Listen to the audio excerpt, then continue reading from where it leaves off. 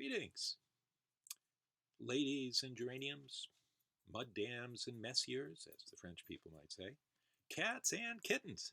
I'm Doc Hammond, and I'm here to tell you some stories today. Now, usually I come down to the Lunenburg Library to tell stories to people there, and some of you might have joined me there at some time in the past. But since the library's closed, Miss Debbie asked if I might record some stories. And that way maybe people could get to hear the stories even if we can't sit together, which of course is a nicer way to hear stories. But anyway, I'm over here in Townsend, which is where I live. I live in an old farmhouse. We call it Meadowcrest. And I live here with my wife and 3 dogs, 3 cats, some tropical fish. And of course we feed the wild birds outside too. So they keep us company lots of times. Anyway, I'm over here in Townsend. I'm up in my study, a comfortable little room, and this is a good place for me to try to tell you some stories. Now, I mentioned that I have 3 dogs and 3 cats, and some of those guys are right here with me now. I have my cat Renette over here. She's been keeping me company. Say hi, Renette. And around me, sitting next to me and lying on the floor next to me are my dogs Parker and Barrow, or Sparky and the Bear, I like to call them. I don't know if they're going to put in an appearance here, but maybe as I tell the story, they'll get interested and join me. In any case, we've got these dogs and cats together, and the 3 dogs we call the fabulous flop-eared, fur-faced flea flickers. We don't know what breeds they are, so we kind of made up a name for their breed. And they really are pretty friendly and wonderful guys. The cats, of course, are a mixed crew too, but generally speaking, they all get along pretty well. Some of you might have cats, some of you might have dogs, some of you might have dogs and cats together, but I suspect that many of you have noticed something about how dogs and cats get along, and that is that pretty much any time they have a chance to, dogs will chase cats. Now, even our dogs, these flop-eared, fur-faced flea flickers who've lived with our cats for quite a while now and are pretty good friends with them, look for almost any excuse to run after them and give them a chase. So I think it's something that dogs and cats have had going on for quite a while now. And if you've noticed that too, then you might have asked yourself, why is it that dogs always chase cats? Let me see if I can show you Parker's face right here. There she is. She's sitting right here with me. And so I thought I'd tell you a story about exactly that, a story about why dogs chase cats. Now, it wasn't always like that. A long, long time ago, dogs and cats really got along well. In fact, the dog and the cat were best friends. They used to do everything together. They would watch videos together. They probably had a favorite movie. They would play games on their computers. They would play soccer together.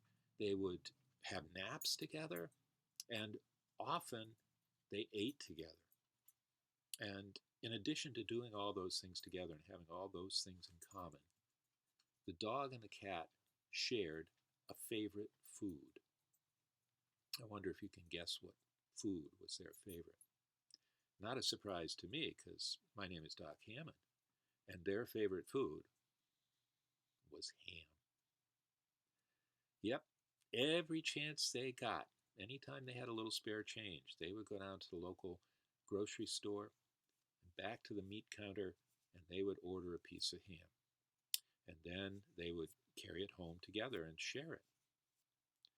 Well, this went on for a very long time, and everything seemed to be comfortable. They seemed to be getting along very well. And then one day, the dog looked at his change, and he had a little bit. The cat looked at his change, and she had a little bit.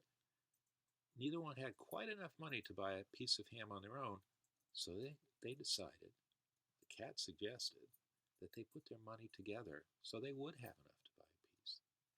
And then they could take it home and eat it. And that's exactly what they did. They put their money together, they bought a nice big piece of ham, and they started home. Now, they took turns carrying the ham. And whenever the dog had his turn carrying it, he had a little song he would sing because he was so excited and happy about it. He would sing, "Our him, our him." It sounded kind of like a dog howling, because dogs do howl.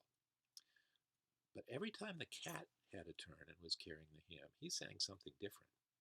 What the cat sang was, "My hymn, my hymn," and then he would continue on his way. And that's how it happened. They walked back from the store toward where they lived, and they would take turns carrying it. And every time the dog carried it, he would sing his song, "Our hymn, our hymn." And every time the cat carried it, she would sing her song, "My hymn, my hymn."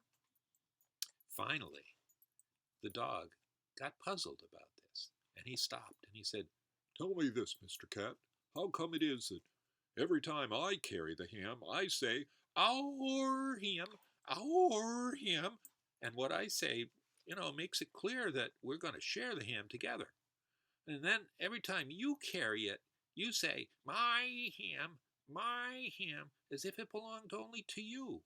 I don't understand why you're doing that. I really don't get it." But the cat didn't say anything. He just looked back and he crooked his tail in a question mark. You know how cats do. But the next time the cat had his turn, he took a hold of that piece of ham, and just once he said, "My ham," and then he ran off and he climbed up a tree and he went out on a tree branch and he started to eat the whole ham. Well, by now it must be clear why those animals were singing different songs. The dog intended to share, but the cat never did. She took off with that ham. And of course, dogs can't climb trees, so the poor dog couldn't do much about it except stand down at the bottom and snarl. "Oh, you come down here, you cat, you." Oh, Parker's getting excited about this again. But of course, the cat wasn't about to come down. And the dog couldn't do much at all about it. And he got tired of growling. And finally, when he was all tuckered out, he said, "Mr. Cat, I may not be able to do anything about this now, but if you ever come down out of that tree, I'm going to chase you until you drop."